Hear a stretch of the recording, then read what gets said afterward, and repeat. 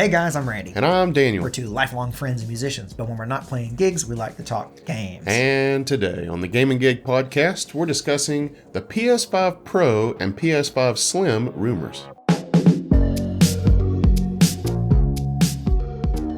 All right, Daniel, I know both in the poll that we're going to talk about and in the intro, we called these rumors of, PlayStation 5 revisions that are supposedly upcoming. Yes.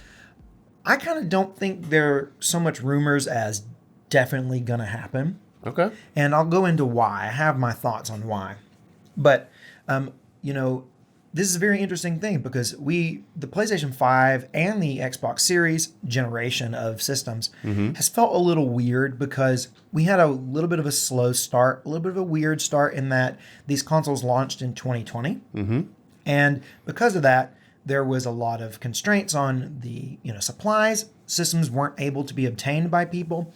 So it feels like instead of most people getting it initially and now we're 3 years out, which we pretty much are, it feels more like most people got it within the last year or so. Yeah, it still feels like the generation is like in its infancy. Right. It's really weird. I think, like I said, 2020, but also we've had more cross-gen support than we probably ever have.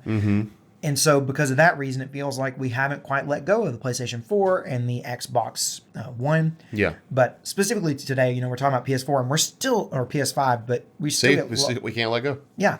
But we still have lots of big games coming out for PS4, We just had Resident Evil 4, the remake, that came out cross-gen. We've got games coming out right now. Like, let me think what just came out, like a big one that just came out that is cross-gen. There was something that came out very recently.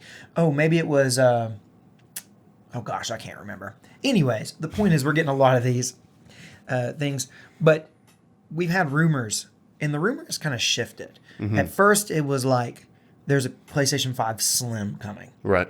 You heard about that. It's going to have the detachable disc drive. But then recently, it's like the narrative has changed, and now it's like, no, there's a PlayStation 5 Pro coming. Yes. And I wouldn't be surprised for either one. I wouldn't either. But we put out a poll kind of seeing like what people wanted. And the poll was, which rumored console would you rather see Sony release next? Yeah, so at 26%, people said the PS5 needs to hit the gym, get a little more trim, and they think the PS5 Slim is coming. And at 74%, they said the PS5 needs to take its job more seriously and up its game with a PS5 Pro. More people want to see a Pro. And that doesn't surprise me at all. Well, it kind of does me because I'm like, for a couple different reasons. One is like, what do you want out of a Pro? I think 4K 60, like being super stable and commonplace is probably. But I agree. It's like, what do you really need out of it? Yeah, I'm like, I agree with that. Yeah, what do you want? But then again, same question can kind of be asked about a Slim model. It's like, what do you really want out of a PlayStation 5 Slim? Yeah, I know the PS5 is like super unwieldy. It's a weird shape. It's a super weird shape. You have to use the stand. I never used the stand for my PS4. Just laid it down. Yep, laid her down. I did, at some points, I did have it vertically. And I don't even think I used the stand then because it was flat. Sony. But yeah, the PS5 is a weird shape. It's big, and it doesn't just fit anywhere.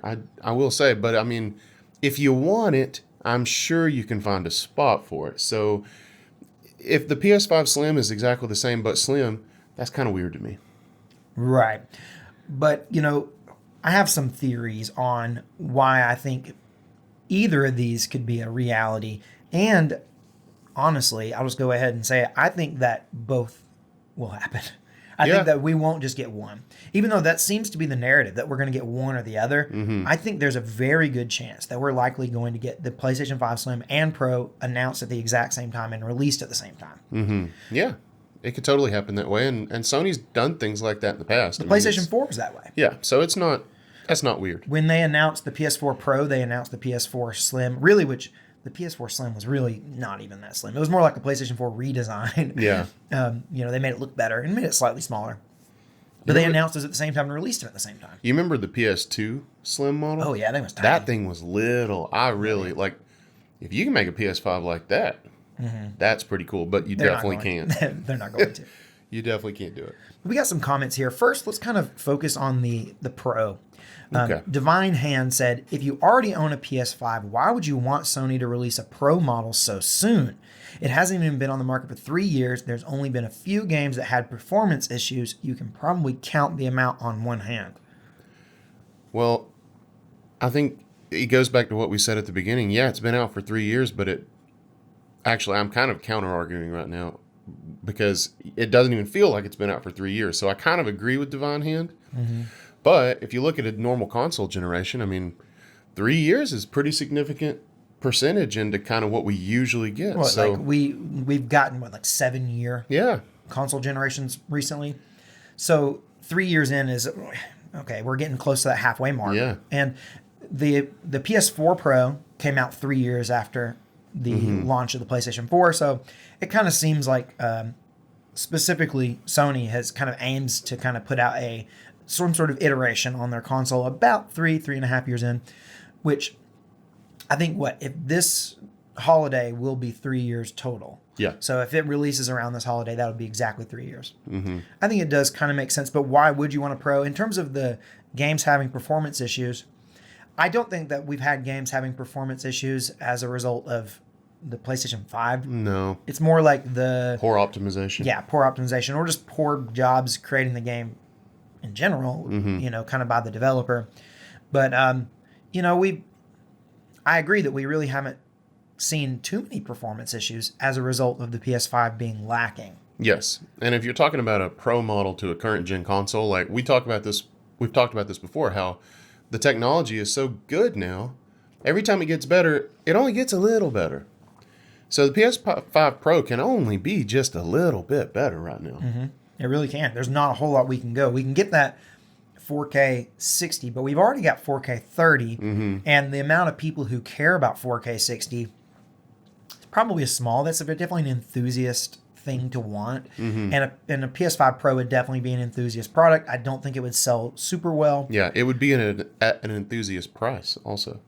I don't know. I kind of have a suspicion that when this happens, I do think this is going to happen. I think we're going to get the PlayStation 5 Pro and Slim, and I think that the PlayStation 5 Pro will cost $500. I don't think it's going to cost more. Really? I think. You think they're going to discontinue the regular one? I think that we're going to have the regular PS5 gone and the PS5 discless gone. And I think what's going to happen is the PS5 Pro is going to come in and take the spot of the PS5. It's going to be $500. And I think the PS5 Slim is going to come in at $400, and it's going to take the place of the current discless model. And I think those are going to replace the PS5 in the market. And both the PS5 Pro and the PS5 Slim will not have a disk drive, obviously. Yeah. And you'll have an attachable disk drive that'll cost probably $50 to $100, and that will make up for the price. That's why they're going to be able to get the PS5 Pro at $500, is because the disk drive will not be there. Is that confirmed? No. Well, I guess none of this is confirmed. None of it's confirmed. That's just my idea. I sure hope they don't do that. I think that's exactly what they're going to do. I think that makes a lot of sense because that's just kind of the way the industry's going, but that makes me sad. I mean, you'll still have the option to put a disc in. Yeah. But it's going to be, that's why it's going to be a $500 product. Yeah. Is because no disk drive, it's going to be able to have that pro performance at that, relatively lower price point of that $500. Yeah. I think that's how they're going to do it. Well, you may be right. All right, we got us a comment from LK Profi. Nobody needs a Pro. There are no games yet that truly turn the PS5 into a jet engine like the PS4. The PS4 was loud. You remember those things? That thing could heat your house. It really could. I never owned a PS4. I've only borrowed your original OG PS4. And I remember thinking that thing was loud. Yeah, it was loud. The PS5 running doesn't seem to get that way at all. But I will say, when it is, when you are like reading data off of a disk to put it onto the SSD, the SSD, it can be really loud. Yeah, like it can be, but the thing is, we're never seeing it get that way during playing because the PS5 doesn't read off of the disk drive. Right. So Yeah. there's nothing to get loud. It doesn't have a hard drive that's going to be like spinning really fast. Yeah, I think you're absolutely right, because I do notice that my PS5 makes some noise if I'm doing an install or something like that. But yeah, I've never really been distracted by it during gameplay at all. But I mean, we have fans, and those can be loud. But the fans aren't. I really do think that it's a combination of both fans and the disk drive spinning. Now, the PS4 fans were loud. Very loud. The PS5 fans seem to be better. Yeah. But the disk drive is loud. But it never runs. So Word. there you go. We got a comment here from Powerhouse Music, who said, "I hate having money and need to spend it all ASAP, so I want the Pro." I feel you. See, that's what you were saying. You were saying that you think the Pro is going to come in at a really high price. I mean, I would expect that it. Well, I didn't think about them trying to, replace the PS5 spot. And I still don't know if they'll do that immediately. Maybe they will. I think if it comes in at $500, that's a win, except for the whole disk drive cannibalism thing. But I was expecting it to be, $100 more, something like that. And I think it would be. But I think that if they're going to go through this effort to create a detachable disk drive that you buy separate, Yeah. why make another model that doesn't utilize that? Right. I think if they're going to make a Pro, I think it's going to utilize that detachable disk drive. Do you think it would be a completely separate box, or do you think that it'll somehow like slot Clip in. Yeah. I wonder. In my head, it was just a separate box attached by a cable. Like what you do for a PC or something. Yeah. And I will say that I think that's a decent compromise, because there are a lot of people who don't use it. And then there's people like us who really want it. So I think that's a decent compromise. It makes me a little sad because I think it's a step in a direction I don't want to go. But I'm glad they're at least doing that. We hope. I mean, obviously all this is just us speculating, but Randy's got his finger on the pulse of the Sony pipeline. He always has. always had my finger on the pulse of the Sony pipeline. Yeah, you can quote me on that. Ever since we were kids. Earlier I said that I think the detachable disk drive would be 50 to 100. The more I think about it, I think it's gonna be $100. Oh yeah, Sony ain't gonna sell you nothing for the PlayStation for $50. I know, they're really not. $100. Put it down. $99.99. That's what that's like the argument for the Project Q. Like, if it comes in at a good price, okay, fair enough. But we all know it won't. Yeah, and we'll talk more about the Q in a little bit because we have a comment about that. But before we do that, we're shifting gears here for you. This has never been done before on the Gaming Gig podcast, but we're going to talk to you about the gig in Gaming Gig. Randy, tell them what we did. So we have a band called The Wildermen. We may have talked about it once or twice on the podcast before. We don't talk about it much, but we are musicians. And our band, The Wildermen, we put together a recorded concert that we think is pretty cool. It is cool. And we wanted to share it with you. So what I'm going to do is I'm going to include a link to the video on YouTube of just a recorded concert we did with The Wildermen. And it's a group where we do all of our own original music. Yeah. And if you just want to check it out, check it out. Yeah, if you don't, no worries. But if you do, check it out. It's pretty cool. You get to see me and Randy for like an hour and a half, and we don't mention games once. Not even a little bit. It's kind of crazy. But we get to see the other side of us, of what we do, as a big part of our lives as we're musicians. So if you're interested, I'll include a link somewhere. And you can check it out. All right, we got a comment from GamerPrice40, who said, "I always thought the Slim was such a waste of time. Why make people wait such a long time for what is essentially the same product? Just skip to the Pro already." There's a good point there. I think the thing that's left out in this comment is that generally a Slim is cheaper than the regular model. Yes. It's not just about it being a smaller product, although that is part of it. I think a big part of it is that it's also a cheaper product. Yes, and you can fit it in your pocket. Always. But I mean, I do think that companies are always trying to get money out of it, and they wouldn't make Slim products unless it made them money. And I do think that usually around that, 3-year mark, maybe more for some consoles. It definitely used to be longer back in the day before they do this. They figure out a way to make it cheaper, and then the people who hadn't bought into it yet, they have a reason to buy it now. Yes. It's worked for them. Yeah, the people that already have one definitely don't have a reason. If you've had your PS5 for 3 years and you still haven't found a good spot for it, Yeah. Give then me a Slim. yeah, The Slim is for new customers. It's not for existing customers. not an upgrade piece. Yeah, it's really not. But we've seen it every time. Sony has never made a console. There was some thunder. Maybe it'll come across in the mics. Or Probably is not. angry with us. But we've never had a PlayStation console that did not receive a Slim revision. That's why I think it is happening. Yeah. The PlayStation 1 got one with the PS1. The PS2 got one. The PS3 got two of them. We got the Slim and the Super Slim. You remember the Super Slim? The one that had the retractable. You just had to do it by hand to get the disc out. You had to do it by hand, or are you talking about? No, I don't remember it. The PlayStation 3, the original PlayStation 3, and then there was the second one, which was the PlayStation 3 Slim, which kind of had the matte. Yeah. And then there was the third one, the Super Slim, and it had on the top the disc tray. You slid it. Yeah. Okay. You had to do it by hand, and then you put the disc in, then cover it back up. Retractable disc cover, which is kind of weird. Yeah, that was like their super cheap version of the That would feel really janky nowadays. PlayStation did that, and Nintendo did that with the Wii. The Wii also had a version of it that had a weird... Really? Yeah, you had to put the disc in, and it didn't have an automatic feed. Just a way to save money. So we saw that, but then the PlayStation 4 obviously got one. I think we're getting one. I think we probably will too. I don't think it's a waste of time. It's for those other people. But Y King here has a comment that I think is maybe something that a lot of people think about, is that he said, the only reason for there to be a PS5 Pro is just a Sony cash grab from fans, which, okay, maybe. But the Slim makes sense because the original PS5 is big and ugly, which is something we haven't really talked about. It's grown on me. I'm going to be honest with you. I never really thought it was ugly. I thought it was weird. I thought it was ugly. When I first saw it, I said, ugh. Ugh. I don't think I ever called it ugly. If maybe I did, but I always thought it was weird, and I still kind of do. But it's kind of grown on me. It feels like they're trying to force you to have like this piece of modern art in your home, and I don't really normally go for that. But this one plays games. Yeah, I hated it to begin with. I remember when I first saw it, I thought it was very ugly. Now I love it. I really do love the way it looks.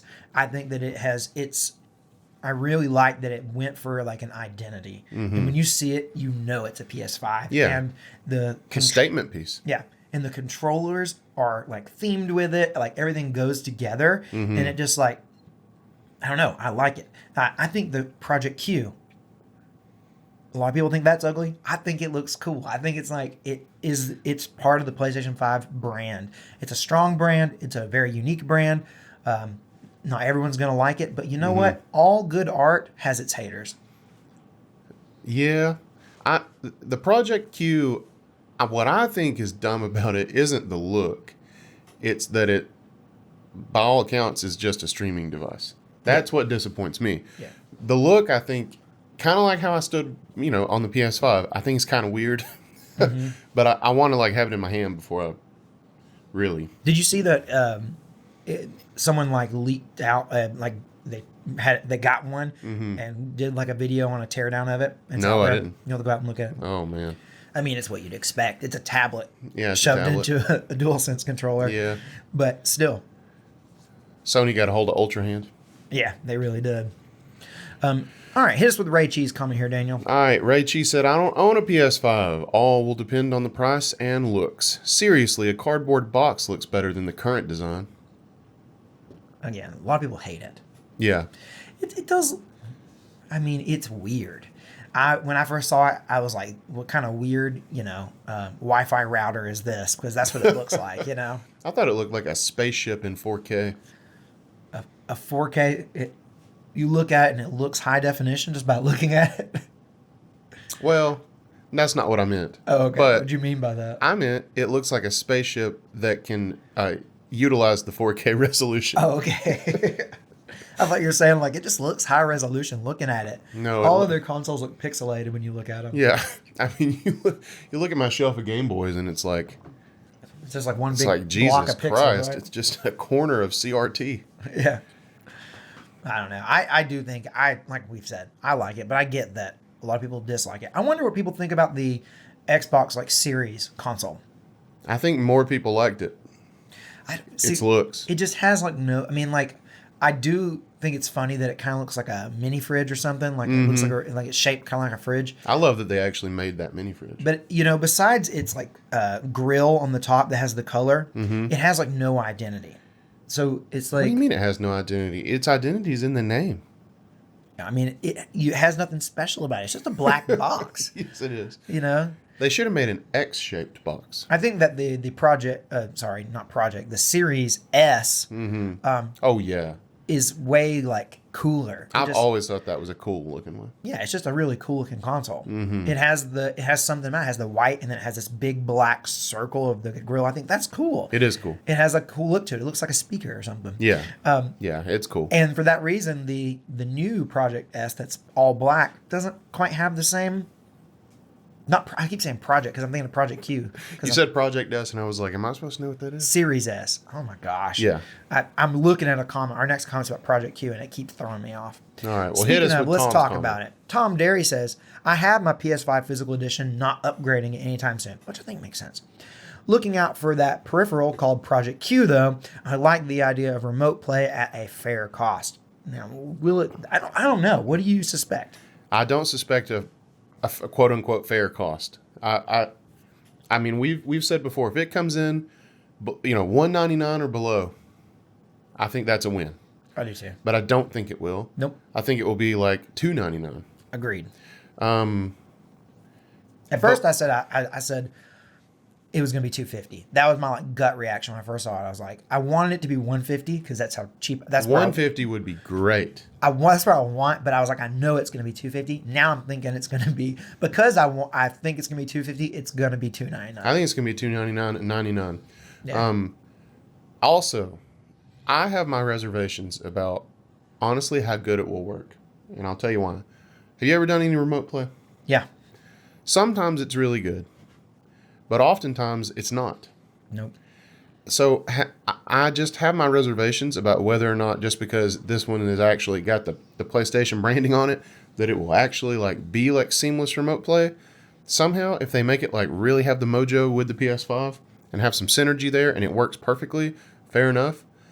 But there's so many variables that Sony can't even control. It depends on your own internet. I mean, it's just, I think this is a really kind of a risky move for them, because if your consumer has crappy internet, then they have a crappy experience and they go on the internet and trash you.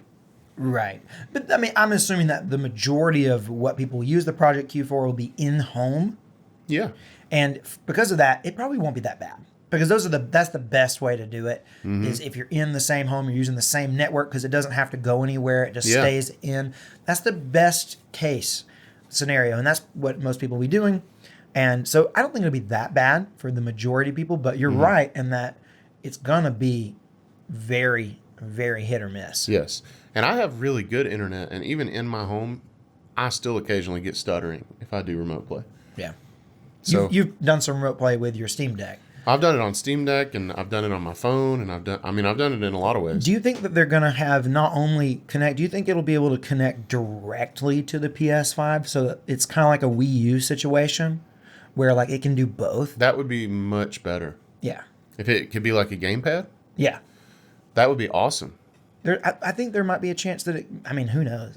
Yeah. If I was developing it, I would want it to be able to do that. Because if you've used a Wii U, you know that the gamepad is awesome for that kind of stuff. Now you have to be within, I don't know, not very far away from your Wii U console to be able to use it. And maybe they can figure out a way to kind of, I don't know, make it better. But I think that could be really good. Yeah. Yeah. And I remember taking the Wii U gamepad. If I was hanging out, I remember the Wii U that I owned a fourth of lived at a friend's house. And my buddy's room was upstairs, so that's where his PlayStation was, and the Wii U was in the living room TV. So if somebody was using the living room TV, and maybe I wanted to hang out with my buddy upstairs while he played PlayStation, but I wanted to play Smash, I would grab the gamepad, and it worked up a floor, through the. I mean, it worked pretty well, and I'm sure that tech's better now. Yep. And so I haven't thought about that. It's got very, very low latency too, so it's it really works well. So if they can figure out that as well, if they can have, and I think that's part of that, if they can get that synergy, that mojo going between the Project Q and the PS5, there's a chance. It may be better than what we expect, but I have low expectations. That being said, I think it's a cool product and I want one. Oh, I want one too. But I don't know that I'm going to get one. Want and need is a very different thing. Oh, yeah. We don't need none of this crap, Randy. We got a few more comments about the PS5 Pro and Slim stuff. But before we do that, I want to tell you guys about our Discord server. I want to invite you to join our Discord server. We have an invite link in the description of this podcast. Come join us. We talk about games over there every day. It's also a good place to find out when we post new videos to the main channel, when we go live on Twitch, which I also want you to know about. We stream live on Twitch on Tuesday, Thursdays, and Sundays at 8 p.m. Eastern. So That's right. just come join our Discord server. Come check us out on Twitch. See all those things. I try to keep Randy in check when we do these things, so I promise he won't ruin your experience. No. Daniel keeps me in line. Yes. All right. Hit us with old Morris Dennison's comment here, Daniel. Morris Dennison, welcome back, said, LOL, won't even consider a Slim Pro PS5. Want to consider a Slim Pro PS5. Me neither, man. LOL. And I asked, Raffle. I said, are you not a PS5 fan, a PlayStation fan? He said, no, I've got a PS5. I just wouldn't even consider it if it was a Slim Pro. Like if it was both in one, I wouldn't even buy one because there's no point of upgrading. Wouldn't even consider a Slim Pro. I Yeah, see. a Slim Pro. I thought he was being clever there. Yeah, I'm with him. I mean, it's just not time for me to upgrade yet. Right. I'm thinking like if they come out with a Pro and it can do 4K 60 consistently, like I would definitely like want one, but I don't think I would want one bad enough to buy one. No. The only system that I have ever upgraded mid-gen is the Switch. To the OLED. Yes. And the only reason that you did it was, well, I don't know why the only reason you did it. I know the only reason I did it was because GameStop was doing a heck of a trade-in program. I didn't use the trade-in program. I sold mine. I sold mine to a coworker. What made you really want to go to the OLED then? We found out that GameStop was going to have them, and I had this coworker who had already expressed interest in a Switch. Yeah. And I was like, well, The hype just got you. yeah, the hype got, and I was like, I love my Switch. I love playing in handheld, and I was already getting to the point where I really hated the screen. So, that one made more sense to me, especially since I was able to sell my old Switch. But I've never upgraded any other console mid-gen. I didn't buy like an upgraded PS4 or a Xbox, nothing. I mean, never done it. But I'll tell you a console that I would do it for. What's that? The Steam Deck. Well, there you go. What would you do with your old Steam Deck? Would you sell it? I don't think so. You would keep it? I think I would keep it. You would like I think it's that important to me. put it on a shrine somewhere? I think I'd put it on the hand. I'd have to like damn near build a new handheld shelf because it would take up the whole shelf. It really would. But I'd probably keep it. It's so special to me. I think I would keep it for the collection. That's what I said about my Switch too, though. But then I just traded it to GameStop like it was a piece of discarded trash. Yeah, but GameStop ain't gonna have a trade-in deal for a Steam Deck too, so I'm not gonna have that temptation. Right. Anyway, So we have a comment here from Evan who said, I think Sony should just leave it as a PS5. Just leave it be. just leave her alone. Do you Let think- her be. Let her be. I think that's definitely a tactic that I think they should consider. I don't think they're going to. No, because they want that money. Microsoft has already said that they have no plans of releasing a mid-gen upgrade for the Xbox Series systems. Microsoft says a lot of things. They do say that. We've had the Switch not do a mid-gen refresh, but Nintendo doesn't really do that. But they did it with the Wii. I should say with the Wii, they finally had a slim revision at the end of its life. But Yeah. I think they did that maybe even when the Wii U was already out. You don't count the OLED as a revision? I mean, I do count it as a revision. I'm talking like a bumped, like a Pro. Yeah. Or Pro, okay. Or like a slim. I guess They did a Switch Lite. So. they did a Switch Lite. Yeah. Okay. Well, Nintendo maybe. I'm thinking historically Nintendo. We We didn't exactly get like an N64 Pro. no, we did get was the NES, the top loader. Oh. That's true.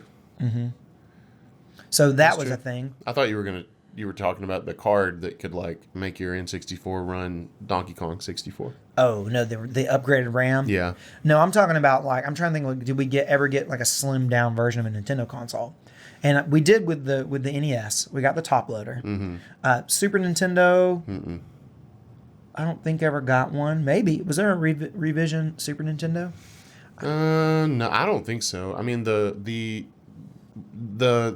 Japanese version, like the Super Famicom, looks different than ours. But, right, but I'm trying to think, did they ever get one? I don't think so, but I could be wrong about that. N64 never got one. GameCube never got one. The Wii did eventually get one. Wii U never got one, but of course it was a failed system to begin with. So those four people weren't going to upgrade. But the Wii U kind of came out in, it had two models to begin with because it had the white model and the black model. Yeah. So it kind of came out with two different price tiers to begin with. And Nintendo also, like, you know, historically they have like a handheld division, and they've like revised those things to no end. Yeah, they're way more likely to revise the their DSs handhelds. and the 3DSs and The Game Boys. I mean, they have a million revisions on all that. And maybe that's why the Switch has seen more stuff because they treat it more like it's a handheld, and they seem to like to do iterations on their handhelds. Yeah, and Sony did the same thing with the Vita. There's the original Vita that has the OLED screen, but it's chunky, and then the second one was slimmer, no OLED screen, and they brought the cutting edge tech at the time of micro USB charging. Oh. So they did away with the proprietary charger. I'm so glad we've moved away from proprietary charging cables. Me too. So glad that that's a thing of the past. Oh, another thing I want for the Switch too. I want there to be no question and no fear about charging your Switch on any USB-C charger. Nintendo, if you do that crap to me again, I'm going to be mad. Watch out, he's coming for you. I'm going to be mad. I mean, I'm not going to lie to you. I charge it anyway. I'm one of those people that kind of spit in the face of danger. Yeah. But I've done some research on the charger that I use for it, and it seems to be okay. But, yeah, don't do that crap.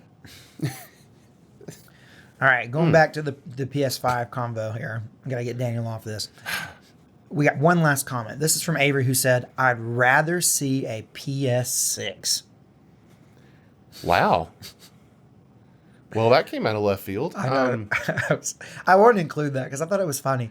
I mean, like, I get the sentiment. Like, I'd just rather see a PS6. It's not happening. I mean, like... It ain't time. It ain't time. I don't even know what the PS5 can do. I would want to know what you want out of the PS6. I guess, like, my idea, if I were to imagine a PlayStation 6 right now, it would basically be a very high-end PC, you know, that type of thing where we can play, you know, like whatever resolution we want. More Thunder. Gosh. Thor is angry with us. You know, we have... I got distracted by the thunder. Yeah. But basically I'm saying like a really high-end PC, like that's what I would expect out of the PS6, but we're not at the point where that technology is cheap enough to give it to us at what would be a gaming console price point. Right. Right. Because that's going to be, you know, like even a... Those PCs are not cheap. So. No, even like a, you know, high-end gaming PCs are multi-thousands of dollars. Yeah. And there's just no way they're going to put that in a gaming console for anything, you know, like even $1,000 wouldn't get you there. Mm-hmm. And there's still and that's like way too much for a, you know, gaming console. And there's like games that honestly don't run any better on like your 4090 than your 3080. Right. Like Jedi Survivor ran like crap all over the place. Didn't matter if you had a 4090 or a 3070. Like it was, and that's so weird. Jesus Christ. Is that one of your cats banging into the door? God almighty. Jeez, that scared us right there. Your cats, something's wrong with them, Daniel. Whew.